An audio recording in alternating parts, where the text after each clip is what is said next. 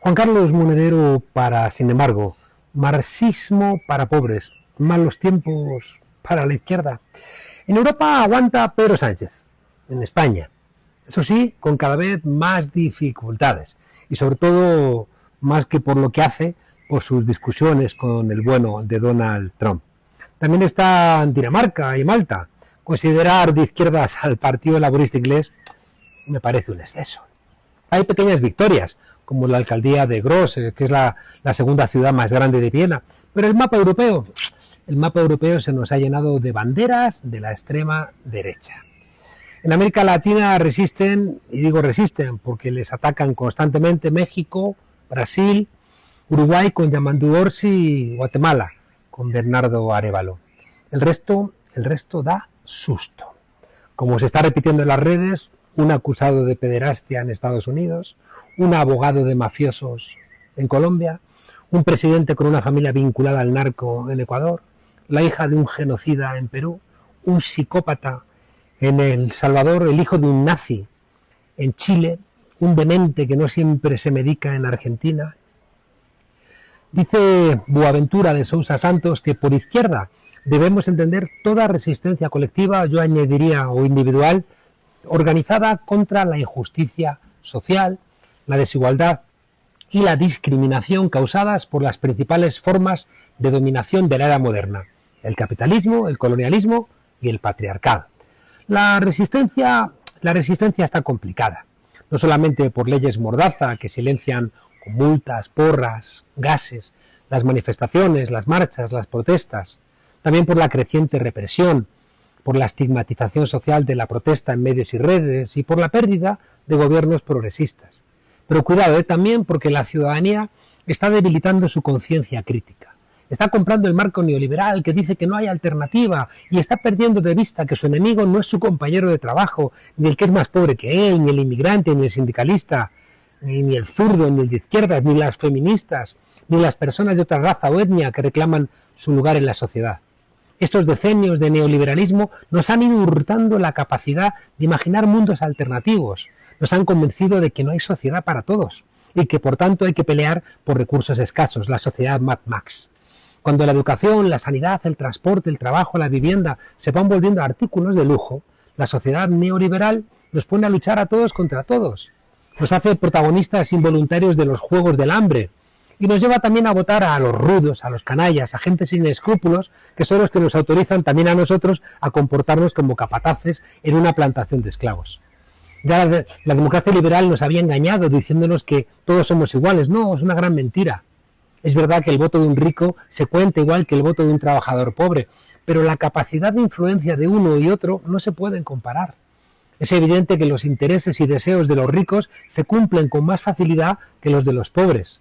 Si hablamos en lenguaje marxista clásico, la voluntad de la burguesía como clase se aplica desde el Estado y desde la sociedad con más frecuencia que la voluntad de la clase trabajadora. Tampoco es tan extraño. Cuando los ricos quieren algo, pues ponen sus recursos en funcionamiento para que eso salga adelante.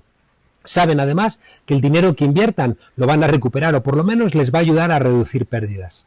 Por supuesto, lo que quieren siempre es funcional al mantenimiento de su statu quo. Los ricos no van a poner a los partidos políticos en los que invierten, a los medios de comunicación que controlan, a los bots y las granjas que costean, a los intelectuales que están en nómina, a las universidades que financian, a los religiosos que subvencionan, a los clubes de fútbol que patrocinan, a los jueces que pagan, a todo el entramado que llamamos sociedad civil, no lo van a poner para que les perjudiquen económicamente. Por eso que haya en nuestras sociedades gente con mucho dinero daña a la democracia. Que haya gente con intereses económicos que sea dueña de medios de comunicación daña a la democracia. Que las empresas puedan financiar a los partidos políticos daña a la democracia. Que las empresas se inmiscuyan en las universidades, en la policía, en el ejército, daña a la democracia. Que el dinero decida los galardones, los premios Nobel, las distinciones, daña a la democracia. Si los trabajadores necesitan algo, solo pueden recurrir a los sindicatos. Los sindicatos, a su vez, pues harán presión con sus delegados, harán protestas parciales, quizá puedan hablar con algún medio progresista que no reciba publicidad de esa empresa. Pueden recurrir a una huelga en la fábrica o en el lugar de trabajo o, llegado el caso, a una huelga general. Eso sí, todo con cada vez mayores dificultades. A la gente de dinero le basta descolgar el teléfono. Saben al abogado a quien llamar, a la consultora que participó en ese proceso, al político que elabora la ley, a los medios de comunicación que construyan el marco y pongan a la opinión pública en una dirección o en otra. Pueden llamar al presidente de este o aquel partido, un ministro, o al presidente del gobierno. Incluso pueden llamar a los secretarios generales de los sindicatos, sabiendo que algunos van a ser amables a sus peticiones. Y por supuesto a otros empresarios, a los banqueros, a la patronal, para que defiendan los intereses particulares frente a las exigencias colectivas. Este trabajo puntual siempre viene acompañado de un trabajo diario, donde van convenciendo a la población de que el pez grande tiene derecho a comerse al pez chico. Siempre ha sido así, te van a decir. Hay jerarquías sociales, hay un orden social y familiar, donde las mujeres, los indígenas, los negros, los inmigrantes, los hijos, tienen menos derechos. Te van a decir que lo público funciona peor que lo privado. Un paréntesis, ¿eh? Como no tienen escrúpulos, han aprovechado los terremotos en Venezuela para disparar contra la gran misión vivienda, que fue la que puso en marcha Chávez para dar techo a 5 millones de familias, diciendo que es que se habían caído esas viviendas. Es mentira. Más del 90% de las casas derruidas en estos terremotos eran de construcción privada, incluido el Hotel Marriott de Playa Grande. Bueno, decía que van bombardeando con su discurso contra lo colectivo, contra la solidaridad, contra lo público, contra el Estado social. No tienen problemas, eso sí, con el gasto en policía, en jueces y militares. Y sobre todo disparan contra los líderes de la izquierda, a los que acosan, denuncian, juzgan, estigmatizan, tergiversan su imagen y discurso, incluso con inteligencia artificial, les dividen ofreciendo dádivas a los menos honestos y al final invalidan con la suma de todos estos asuntos más el discurso de que todos los políticos son iguales. Una de las herramientas más poderosas del marxismo para sacar a los trabajadores de la miseria en la que estaban en el siglo XIX y hacia la que vuelven a caminar muchos lugares del mundo era pensar dialécticamente. ¿Esto qué es? Es algo que después de Marx, Lenin aplicó para algo muy práctico, para poner en marcha la Revolución Rusa. Pensar dialécticamente debía funcionar como esas apps que enseñan a hacer tai chi en una silla o a meditar adecuadamente, porque no es tan complicado. Sería didáctico usar una app de Apple para superar el capitalismo, o al menos para superar sus efectos más dañinos sobre los países, la gente y la naturaleza. No existe, decía Lenin, un solo fenómeno que no pueda en ciertas condiciones transformarse en su contrario. ¿Por qué? Porque todo está en movimiento. No hay reglas matemáticas ni recetas que se puedan aplicar siempre y en todo lugar.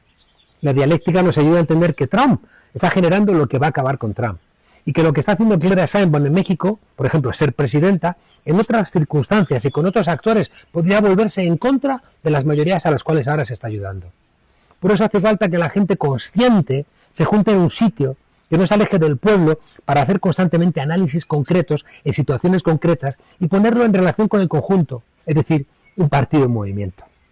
Decía Lukács, interpretando a Marx y a Lenin, aprender a encontrar lo particular en lo general y lo general en lo particular, gracias al análisis concreto de la situación concreta.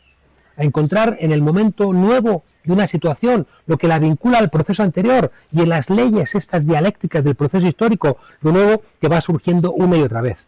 A encontrar en el todo la parte y en la parte el todo. A encontrar en la necesidad de la evolución el momento de la acción eficaz y en el hecho la vinculación con la necesidad del proceso histórico. Si cualquier fenómeno puede transformarse en su contrario bajo ciertas condiciones, la tarea política es doble. Tenemos que identificar las condiciones bajo las cuales la contradicción interna de lo que existe puede producir su inversión emancipatoria. Cuidado, el gran reto en México es la seguridad, que se puede solventar, cuidado, dando paso a unos políticos autoritarios. Hay que vigilar permanentemente las condiciones bajo las cuales lo que nos tiene que hacer libres no se invierta y se convierta en opresión.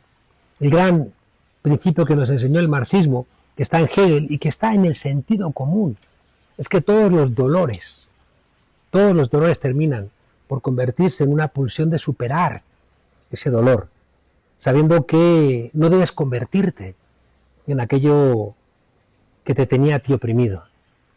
Volver a pensar en términos dialécticos, algo que habría que enseñar en la escuela, sería un elemento importante para ser menos dogmáticos, para ser menos mecanicistas, para no caer en oportunismos, para no a veces ser más radicales de lo que la ocasión reclama, para no achicar espacios, por ejemplo, pensando estos elementos sobre los cuales tenemos que ejercer la emancipación, el feminismo, las clases, el racismo, no convertirlo en algo desadecuado con el conjunto y al final achiquemos espacios y el ánimo emancipador se vaya fragmentando. Al final, pensar dialécticamente es pensar con los otros. Y quizá una de las tareas que tenemos que volver a recuperar es precisamente esa, volver a discutir con otros, leer con otros y encontrar juntos, no aislados, juntos, ese mundo emancipatorio que tanta falta nos va haciendo.